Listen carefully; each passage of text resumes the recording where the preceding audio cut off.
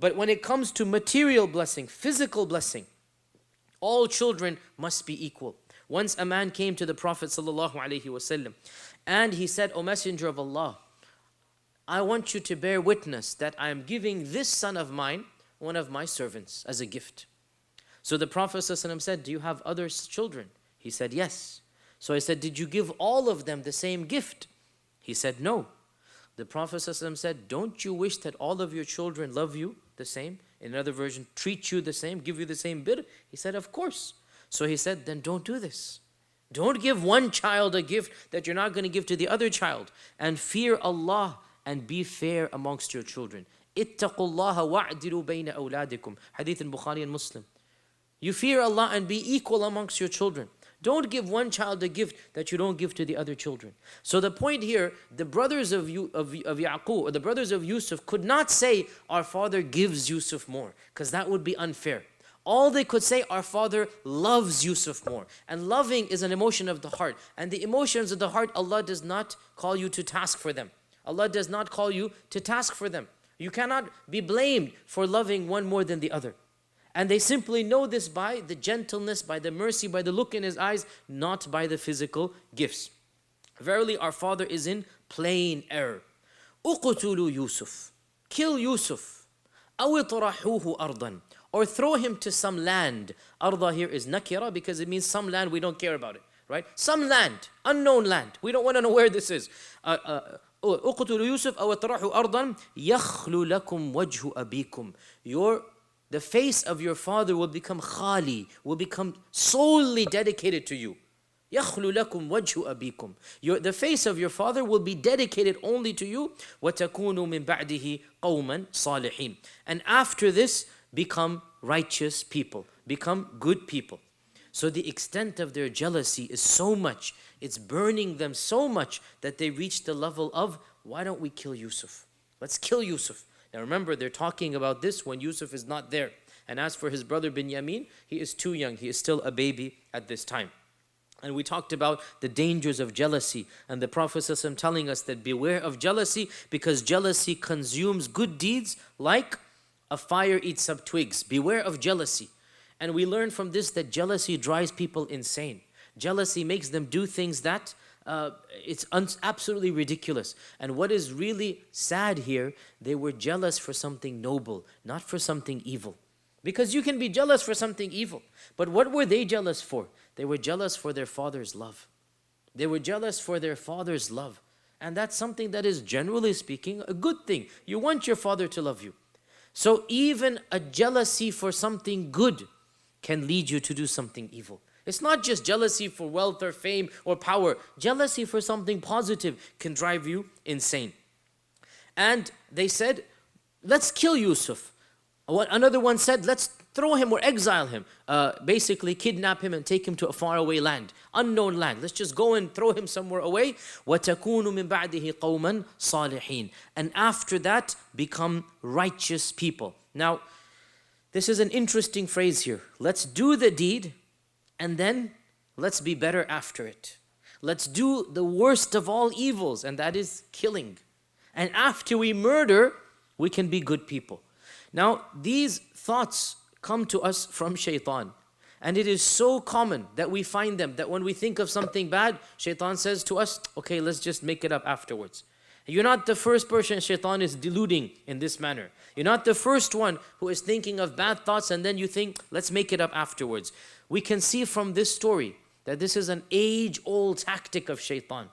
He dangles the bait and then he says, don't worry, eat it, and then afterwards you can live good lives. You're not the first one to do so. And as we shall see, sins lead to other sins.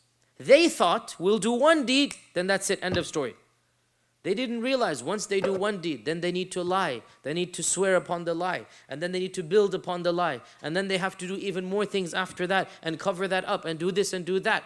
They don't realize that sins lead to more sins and evil leads to more evil. There is no way that when you do a deed, that's it's going to be end of the story. This is the tactic of shaitan. And Allah Azza wa Jal warns us about this through the story of Yusuf. Now, some of the commentators of the Qur'an, they mention here that these brothers were still young. They hadn't reached puberty. And they say that because they're trying to get out of the problem of knowing that these people are prophets of Allah. We know that they were prophets of Allah eventually, correct? So the question is, how can prophets of Allah do this? Some people said, some of the minority, they said, they did this when they were pre-puberty. So 11, 12, pre-puberty. And so as we know, when you do a sin or a crime pre-puberty, 6 years old, 5 years old, 10 years old, Allah does not write it for you in your hisab because you haven't developed the mind yet. You're not mukallaf yet. Others refuted this and they said, no. The brothers of Yusuf were adults, and this verse shows it.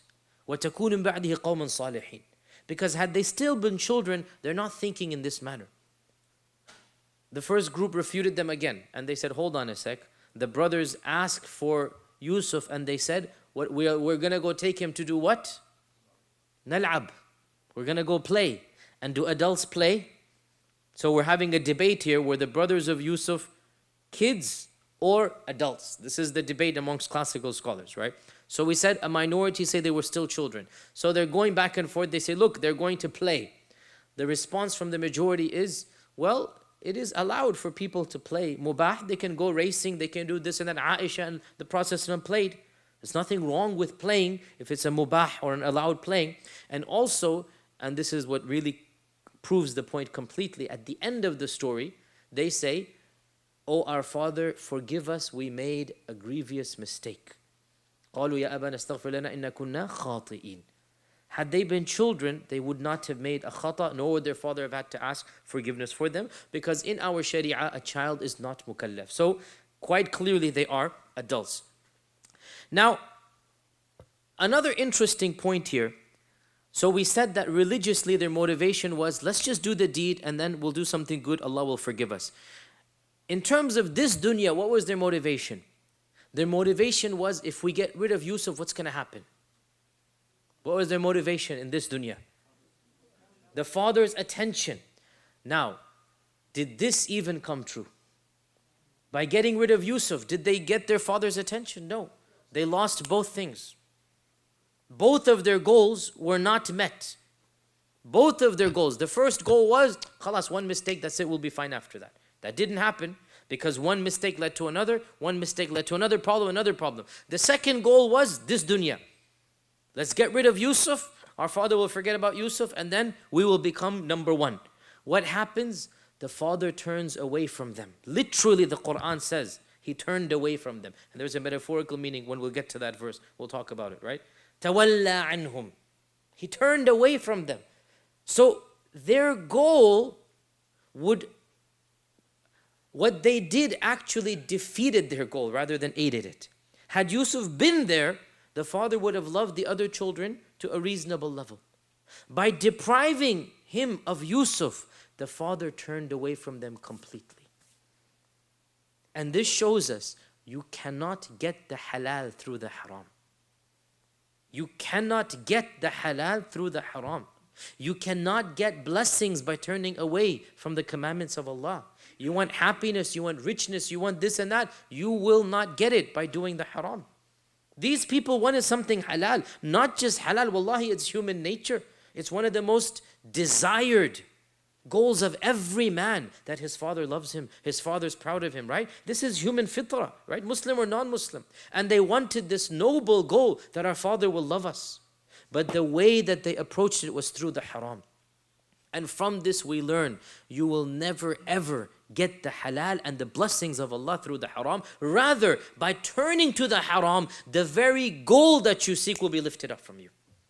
The very goal that you seek, you will not get it. And they wanted two things, both of them were lifted from them. And at the end of the story, or in the middle of the story, the father is so grieved, he goes blind. And all he can do, قَالَ يَا أَسَفَ عَلَى يُوسُف وَبْيَضَّتْ عَيْنَاهُ مِنَ الْحُزْنِ. And he keeps on saying, woe to me, where is Yusuf? How much I miss Yusuf. And he goes blind because of Yusuf. And the brothers are so irritated. They say, when will you stop mentioning Yusuf? قَالُوا تَفْتَأُ تَذْكُرُ Yusuf. When are you going to stop mentioning Yusuf? The brothers wanted him to stop mentioning Yusuf by killing Yusuf. What happens? he never stops mentioning Yusuf. The mentioning of Yusuf increases in the absence of Yusuf. And this really shows us that this is the promise of Allah is true and the promise of shaitan is false. Now, some scholars say, and this is a deep point which Allahu A'lam, this is an interesting point. No doubt this is a deception of shaitan, that when they wanted to do this, they said, okay, we'll be good afterwards. No doubt this is a deception of shaitan. And no doubt any time we think of an evil deed and then we think, okay, let's just do it and then we'll make up for it. This is shaitan whispering to us. But some scholars have said that at least this attitude is better than the one who doesn't even think of tawbah at all. At least this attitude is better. Because in the end of the day, these were children of a prophet. In the end of the day, these were not completely jahils. Yes, they did a major sin, but their father did raise them to be good Muslims. And so, and this is a point, requires a little bit of thought, but I guess overall it is worthy of attention. And that is that having regret even before you do the act is better than having no regret at all. And this also shows us that Allah's mercy is so vast. Look at these brothers. They were plotting a dastardly